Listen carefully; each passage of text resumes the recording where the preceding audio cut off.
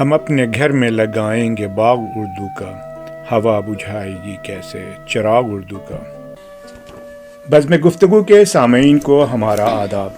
میں عمران علی، میں یاسمین شمشاد اس بزم میں آپ کا خیر مقدم کرتی ہوں۔ میاں ایک شعر سنو۔ کرنے کو بہت کچھ تھا مگر طے یہی پایا، کرنے کو بہت کچھ تھا مگر طے یہی پایا، ہم اہل محبت ہیں محبت ہی کریں گے۔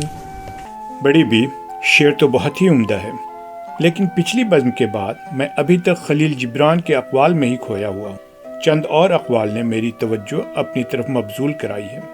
تمہارا بہت سارا دکھ صرف تمہارا ہی انتخاب ہے۔ میاں غور کرو، اس قول میں کتنی صداقت ہے۔ بڑی بھی ایک اور سنیں۔ چھوٹے ذہنوں میں خواہشیں اور بڑے ذہنوں میں مقاصد ہوا کرتے ہیں۔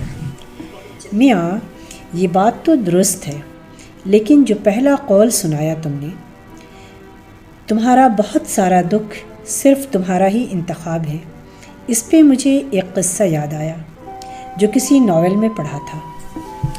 ارے ابھی وہی تو نہیں، ترکھان کے دکان والا، جس میں انسانی فطرت کا تجزیہ بخوبی کیا گیا ہے۔ ہاں بھائی، اس قصے نے تو میرے دل و دماغ پر گہرا اثر چھوڑا ہے۔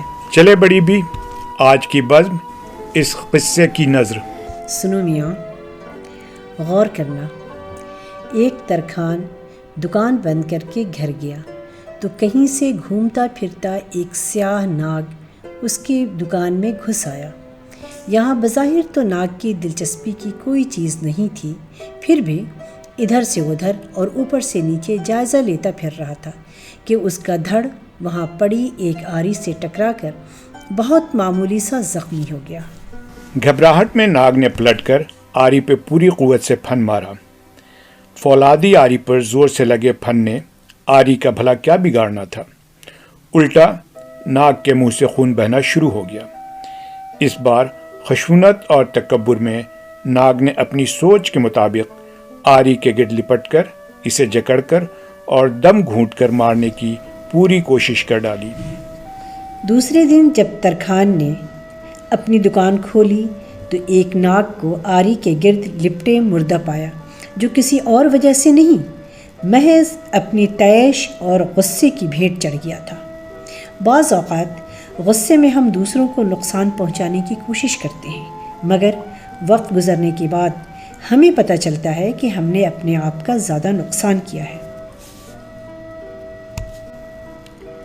اچھی زندگی کے لیے بعض اوقات ہمیں کچھ چیزوں کو، کچھ لوگوں کو، کچھ حوادث کو، کچھ کاموں کو اور کچھ باتوں کو نظر انداز کرنا چاہیے۔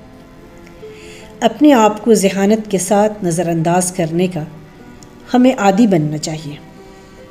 ضروری نہیں کہ ہم ہر عمل کا ایک رد عمل دکھائیں۔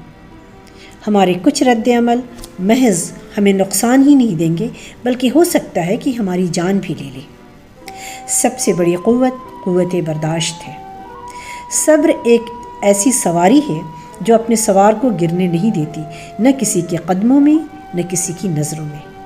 حسد، تکبر اور غرور انسان کو تباہ کر دیتے ہیں۔ ہاں بڑی بھی، یہ قصہ بہت ہی سبق آموز ہے۔ کسی نے کیا خوب کہا ہے کہ تکبر کے موسم میں سازگار ہوائیں نہیں چلا کرتی۔ بڑی بھی، اب ہم اپنے سامعین سے اجازت چاہتے ہیں مبارک انصاری کے اس شعر کے ساتھ۔ تیرے سخن کے صدا لوگ ہوں گے گرویدہ، تیرے سخن کے صدا لوگ ہوں گے گرویدہ۔ مٹھاس اردو کی تھوڑی بہت زبان میں رکھ۔ خدا حافظ۔ خدا حافظ۔